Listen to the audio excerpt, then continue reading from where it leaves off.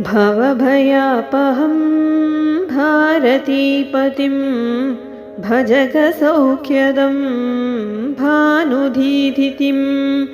भुवनसुन्दरं भूतिदं हरिं भजत सज्जना मारुतात्मजम् अमितविक्रमं ह्यञ्जनासुतं भयविनाशनं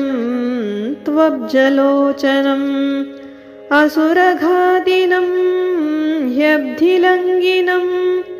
भजत सज्जना मारुतात्मजम् परभयङ्करं पाण्डुनन्दनं पतितपावनं पापहारिणं परमसुन्दरं पङ्कजाननं भजत सज्जना मारुतात्मजम् कलिविनाशकं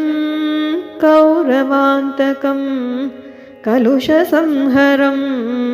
कामितप्रदं कुरुकुलोद्भवं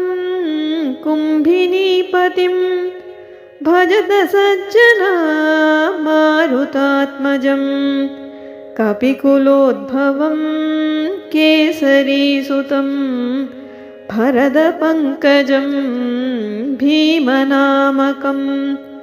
विशुद्धवन्दितं विप्रवंशजं